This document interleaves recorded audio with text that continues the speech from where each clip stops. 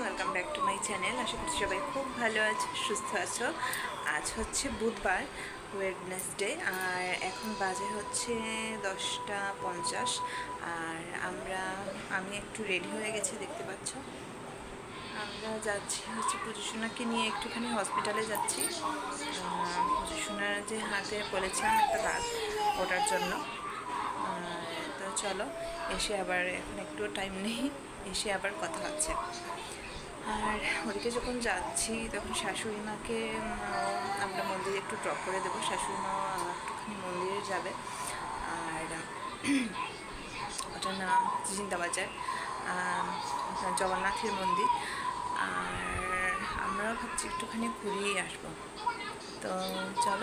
বাজার ছাদে যাইনি, এখানে কাপড়গুলো মেলে দিয়েছি, যা গরম এখানে শুকিয়ে যাবে। ছাদে যাওয়ার একটু টাইম নেই। আর কিছু সময় এখানে রেডি করিয়ে রেখেছি, টিভি চলছে, আর এখন আমরা বেরোবো। তো চলো, এসে আবার পরে কথা হচ্ছে। দেখো, আমরা এখন চলেও আসছি পুজোসোনাকে ডক্টর দেখিয়ে। তেমন কোনো চিন্তার কিছু নেই। আর এখানে এই রাস্তাটা দিয়ে যাচ্ছি, এটা হচ্ছে আমার কলেজের রাস্তা, চৌহাট্টা গভর্নমেন্ট মহিলা কলেজ। আর কলেজটা তোমাদের দেখালাম না, কারণ ও লেফট সাইডে ছিল, ওদিকে আমরা যাইনি। তো চলো দেখতে থাকো। আর ডক্টর দেখিয়েছি পুজোসোনাকে। পুজোসোনার বলেছে এটা জন্ম দাগ হতে পারে, তেমন কোনো ভয়ের কিছু নেই। তো অনেকখানি রিলিফ পেলাম। আসলে পুজোসোনাকে নিয়ে আসলে অনেকখানি চিন্তায় ছিলাম। তো যাই হোক, আজকে চিন্তার অবসান হলো।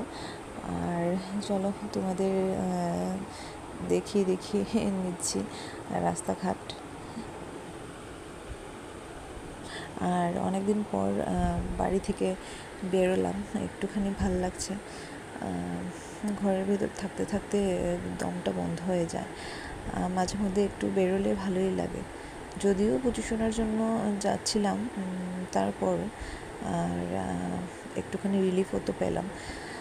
তো যাই হোক, আর ভাবছিলাম একটু মন্দিরের দিকে যাব, আমাদের ওখানে ইসকন মন্দির। তো চলো দেখতে থাকো।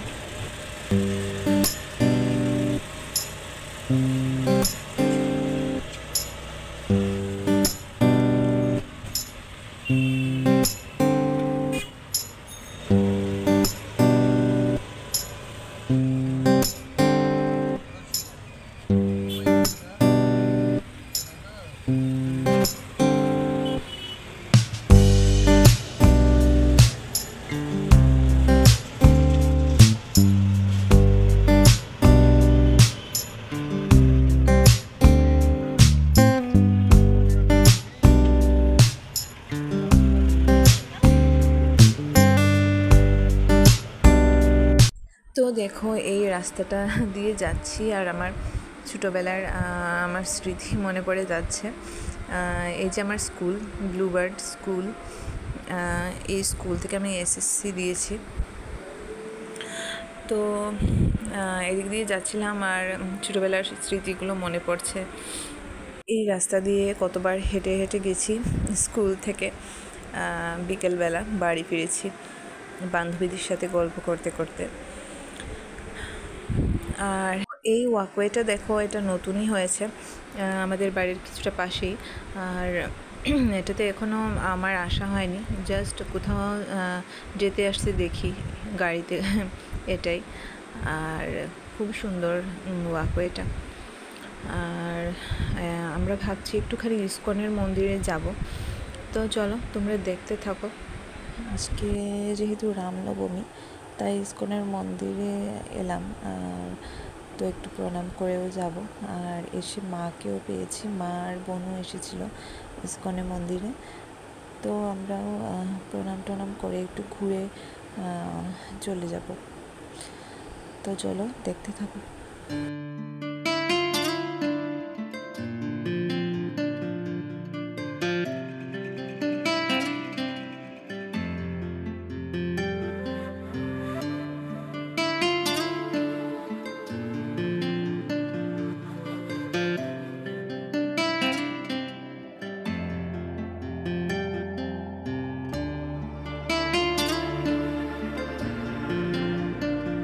তো এখানে দেখো ইসকনের মন্দিরের এই স্টোরটাতে এলাম, একটুখানি দেখবো কিছু কিনতে পারি কি না।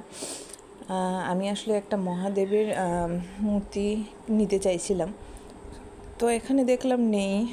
আর দেখো কি সুন্দর সুন্দর গোপাল রাধাকৃষ্ণের মূর্তি এখানে, আর খুব সুন্দর লাগছিল। এই যে কি সুন্দর গোপাল দেখো।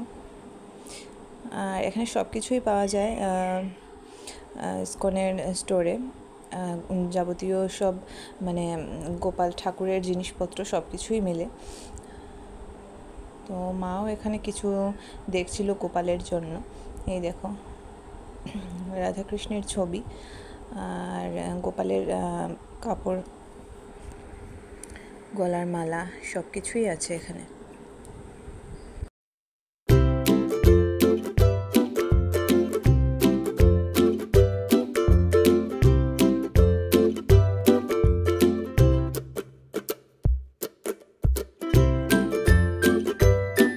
এখন চলে এলাম বাড়িতে, আর এখন 1টার মতো বাজে।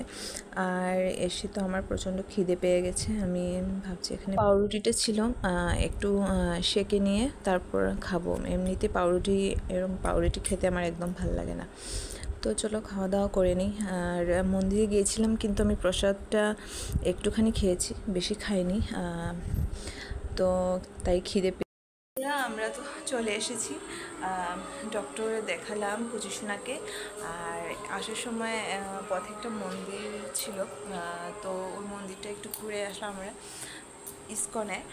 তো পুজোসোনাকে এসে আমি খাইয়ে ওকে স্নান করিয়ে এখানে ঘুম পাড়িয়ে নিচে পাটি পেতে ঘুম পাড়িয়ে রেখেছি। আর আমি এসে তো ঘুমিয়েছে, আমি ওদিকে ওকে স্নান করে যে কাপড় রয়েছে ওগুলো এখন ধুয়ে দিব, ফিল্টারে জল দিব, বিছানাটা গুছিয়েছি। আর এই তো ছটপট করে কাজ করে নিচ্ছি। তো চলো দেখতে থাকো, আমি কাজ করি, তোমরা দেখো। কারেন্ট একবার যাচ্ছে একবার আসছে, এই করছে।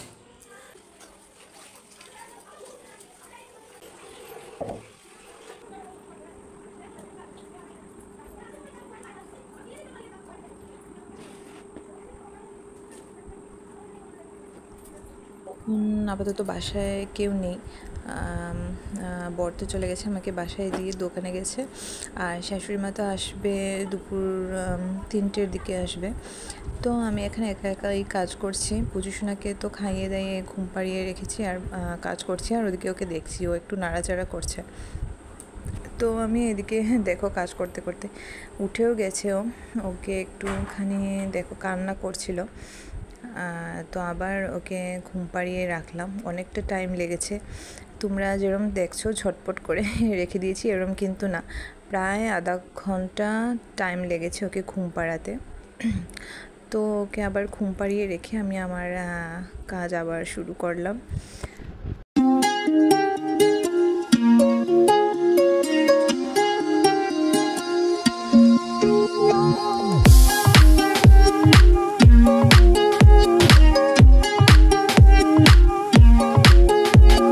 সকাল সকাল উঠেই তো বেরিয়ে পড়েছিলাম স্নান করে, আর কোনো কাজ টাজ তো করা হয়নি, তাই একটু অগোছালো ছিল ঘর দোর, তাই একটু গুছাতে টাইম লেগেছে। তো ঘরে কেউ না থাকলে এরকম পুজোসোনা উঠে গিয়েছিল কাজ করার মধ্যে। পরে আমি এই দেখো এখানে কাপড় ছিল, অগোছালো গুছালাম কাপড়গুলো, এদিকে জানালায় মেলে দিলাম, রোদ আসছে শুকিয়ে যাবে। আর আমার শাড়িটা এখানেই থাক, একটু একটু ভেজা রয়েছে, ফ্যান চলছে তো শুকিয়ে যাবে ফ্যানের বাতাসে। আর পুজোসোনাকে আবার ঘুম পাড়ালাম।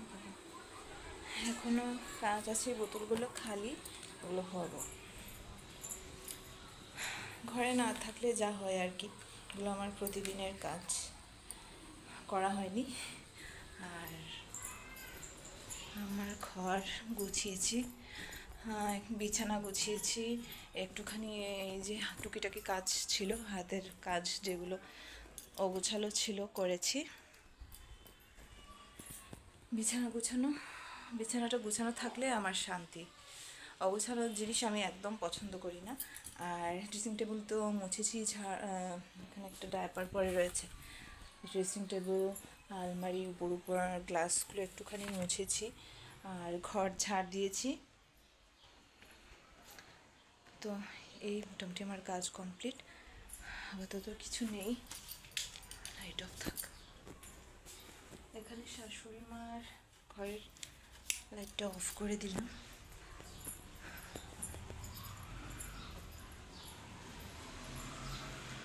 আর ডায়াপারটা ইউজ করেছিলাম ওর পজিশনাকে যখন নিয়ে গিয়েছিলাম, তো এটা এখানে থাক।